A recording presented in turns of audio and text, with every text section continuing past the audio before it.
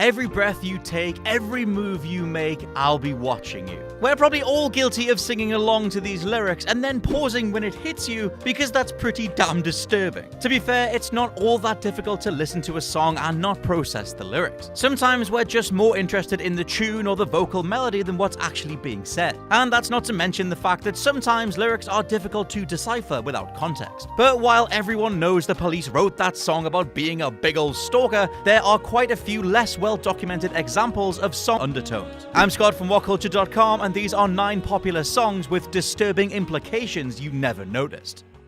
Number 9. Mmmbop is about mortality anxiety. If you don't remember the time this song was king, you're probably very, very young. Released by 90s band Hanson and known for its sugary sound, Mmmbop was actually nominated for 2 Grammy Awards and charted at number 1 in over 25 countries around the world. What a time to be alive. However, the song is literally about trying to forge as many meaningful connections as possible so that you won't die alone. Not only that, but the lyrics recognize the fact it's all pretty futile regardless, as the majority of these relationships will die before you do. You have so many relationships in this life, only 1 or 2 will last. You go through all the pain and strife, then you turn your back and they're gone so fast. For a song that features the chorus Mmmbop dabadoo bop doobie doo bop dee dop, this is fairly existential stuff. And then there's the other lyric, and when you get old and start losing your hair, tell me who will still care. Can you tell me who will still care? Do-ba-da-da-ba-bop, indeed.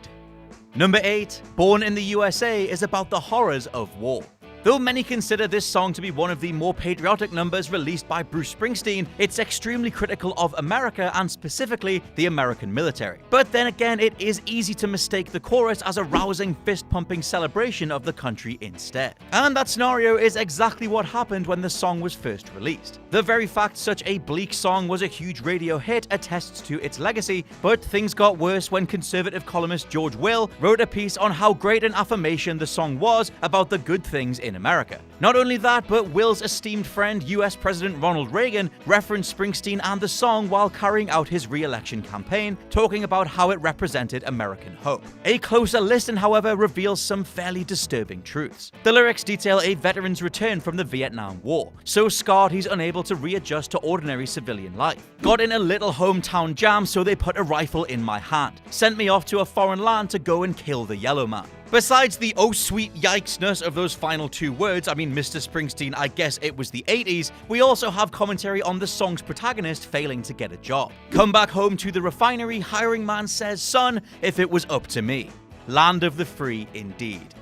Number 7. The Community theme song is about suicide.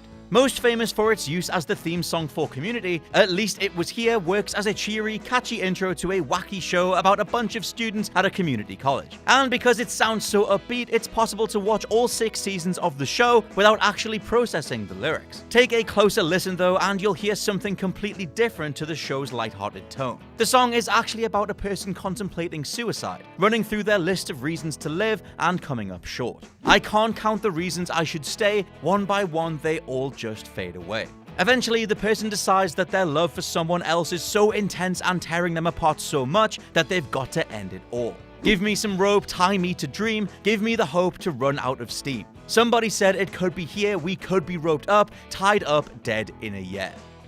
Number 6. SemiCharmed Life. Number 5. Some Nights is about existential regret.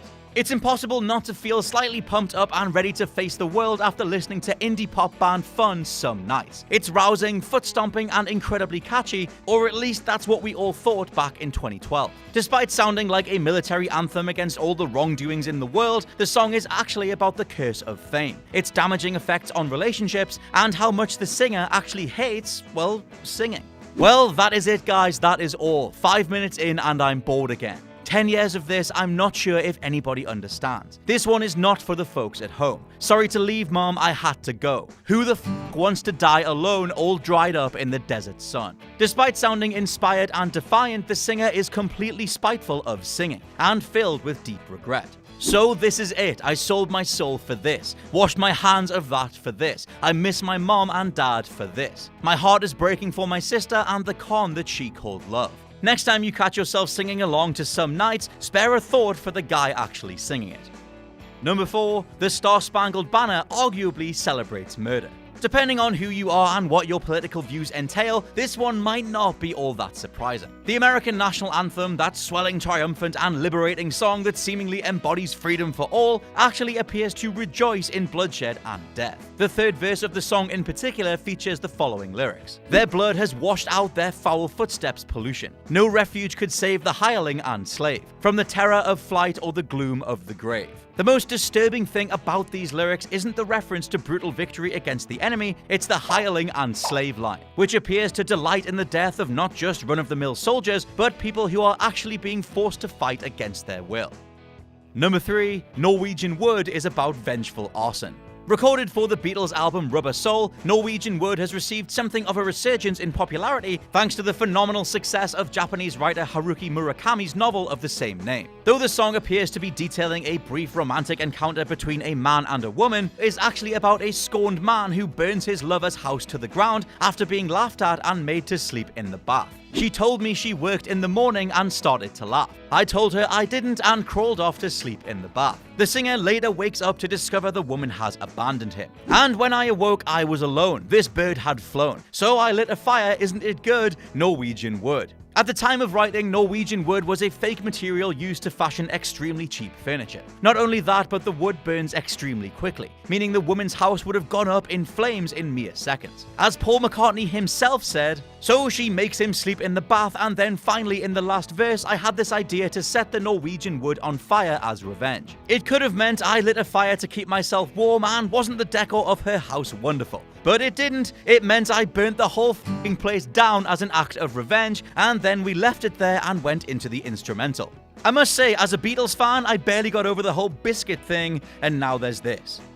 Number 2, Your Southern Can Is Mine is about relentless domestic violence. Upbeat, up-tempo, and super catchy, Your Southern Can Is Mine sounds like a fun, folksy chant-along, but it's actually about domestic violence. Released on the White Stripes' second album Destigial as a cover of an old Blind Willie song, the track closes the record out in a surprisingly somber manner, even if it's masked by a completely different oral tone. "When I hit you, mama, then you feel my hand. Give you a punch through that barbed wire fence. When I hit you, baby, you know I make no sense." Cheerfully, Jack White is so desperate to beat his wife that he even vows he'll do it again, once he's served his time for doing it the first time. "You might go uptown, have me arrested, put me in jail. Some hotspots got money, gonna pull my bail. Soon as I get out, hit the ground."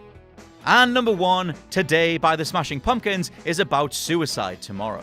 Released in 1993, Today remains one of the Smashing Pumpkins' most popular songs. And as with many of the songs on this list, the music is very much upbeat, with singer Billy Corgan's delivery coming across as hypnotic and sweet, with a repeated catchy mantra, "Today is the greatest day I've ever known, can't wait for tomorrow." It would be entirely possible to find yourself happily singing along. Placed within the context of the rest of the song though, things get a whole lot darker. Why is today so great? Because today the singer has decided to let go of life and commit suicide tomorrow. "Tomorrow's much too long, I'll burn my eyes out before I get out." With the chorus supposedly so upbeat, it's very easy to ignore the lyrics of the verses and merely nod along to the tune instead. But the morbid subject matter is very much present throughout the rest of the song. "Pink ribbon scars that never forget. I tried so hard to cleanse these regrets, my angel wings." Billy Corgan has since detailed how the song was extremely autobiographical, as at the time of writing, the singer had become overweight and depressed to the point of being suicidal. Thankfully though, Corgan is still going strong to this day.